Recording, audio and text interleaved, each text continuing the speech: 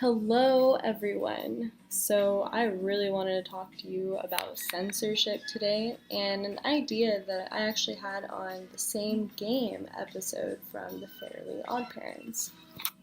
It reminded me of a lot of the crazy chaos that seems to be going on throughout this last week. So, basically, to get started, I want to talk about Alex Jones from InfoWars getting deplatformed from some of the biggest big tech apps, websites, all of them. So, Alex Jones, he got kicked off of Facebook. There was Spotify. There wasn't Twitter. Twitter did not kick him off. YouTube, though. There was Pinterest, just like all of these crazy, crazy websites. I know LinkedIn too. And it was just all within 24 hours. So I don't think that it was coincidental that all the companies just got, oh, it was iTunes too with Apple, sorry. iTunes took all of Alex Jones' work off of the internet for all of his podcasts and all of the episodes. It's just crazy. So within 24 hours, you're going to tell me all of those big companies just coincidentally did that. Sounds like they're colluding to me. Like they all kind of planned this. Somebody talked about it, like, we gotta get rid of this guy. That's really weird. I don't really personally like Alex Jones. I think that a lot of the stuff that he says is not true. It's not true at all. It's just not. It's really, really weird. But I mean, it's entertaining. It is definitely entertaining to watch. So he was in Portland though for the August 4th rally. The Patriot Prayer, and then Antifa. Or I think they actually had one. It was like a pro-Trump rally. Either way, another rally that they had. Well, basically, during that rally, they were there, they were reporting, they were on the ground. It was factual what was going on. I mean, I was watching a little bit of their work because I wanted to see different angles. I was watching Tim Pool too, a lot of other people. It was interesting to get another perspective through them, so that was pretty cool.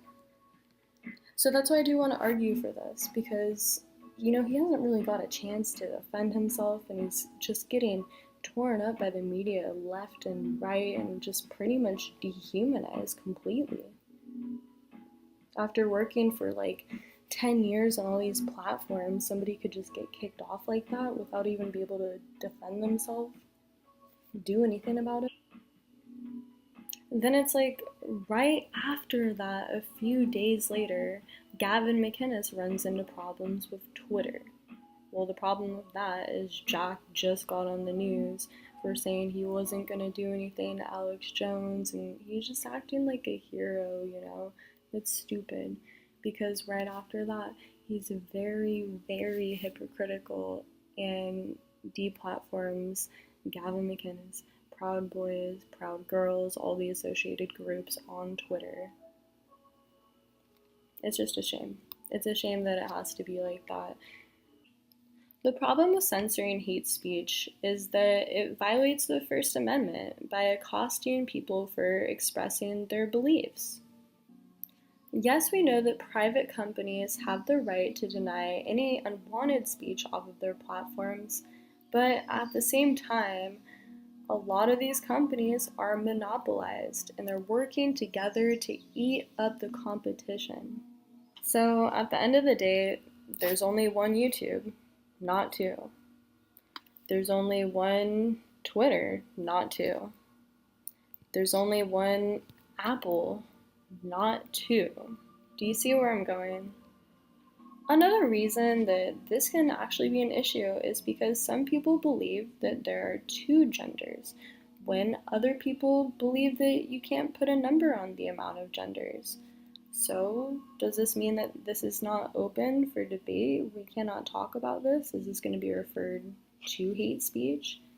I do think this is actually something that is very important for people to talk about, to be open to talk about the differences that we have in our opinions, that we feel with genders right now. That's very important to talk about. So another reason would be with religion. So with religion, hate speech is actually a conflictation because a majority of religions are faith-based. So with that being said, if you were to debate a religious person on their beliefs, on the existence of their religion, would that be offensive to them? Would that be hurtful to them? I'm guessing it would definitely depend on the person, so you wouldn't really know going into the debate. Hey, maybe you're a scientist and you want to debate a religious person on their religion with actual scientific facts. So, is that going to be claimed offensive or hurtful? Maybe that could be considered hate speech when all you were trying to do is have a scientific debate with real facts. It's important that a term like hate speech isn't thrown around so lightly.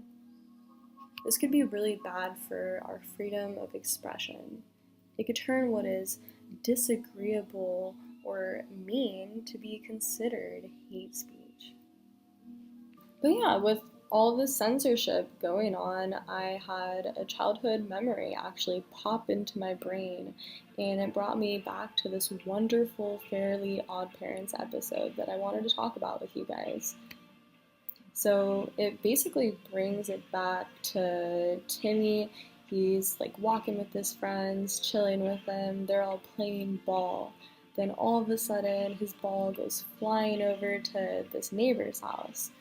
Well, he goes over there, and it turns out to be like a dentist who keeps showing off his teeth. I guess he has like really good teeth or something. So he's showing them off to everyone, because that's what you do when you have good teeth. You go show them off, to the world. And he gets his ball back, but he starts feeling like very, very insecure about his teeth, and he just gets like very upset about that. Holy shit, just saying this actually makes Fairly Odd Parents just very dark and very realistic. But fast forward. So Timmy makes a wish to Cosmo and Wanda, and this wish is that he wishes that everybody and everything in the world look the same. So, the wish is in place, and everyone actually looks like gray globs. Like, they're literally like gumdrop, like people, like they look like gumdrop, like gray gumdrops. That's what they look like. It's very, very weird. So he's now a gray glob, but he's super happy about it because everybody looks the same now. So he's playing ball now with all of his glob friends. They're just chilling again, doing the same thing, and you know, it happens again. He ends up seeing the dentist people that are obsessed with their teeth. So now they're obsessed with how gray they are and how globby they are. Apparently they're more gray or more globbier than everyone else, even though everyone looks the same. I guess after that he like leaves from the narcissistic glob people, and he ends up trying to actually, I think he's like trying to find his friend, or he's trying to find someone. I don't know, I can't really remember who he's trying to find, but basically he's trying to find someone, and he can't point out who anyone is because everybody looks the same, so it becomes a problem right away. It's just super confusing, it's super weird for him, he like trips out, and then he tries to stand out. He gets like a marker, it's gray marker, gray paper, and he's like, is this visible? And then nobody can see it because everything is just gray, so that doesn't work out. So what he ends up doing is he actually ends up finding a way to make this pink little hat, or pink or red hat that he has, and then he ends up wearing this hat downtown. It starts a riot.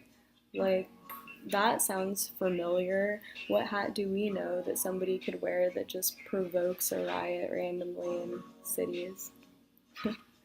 But no, anyway, it basically, he is standing out and everyone's getting really mad that he looks different.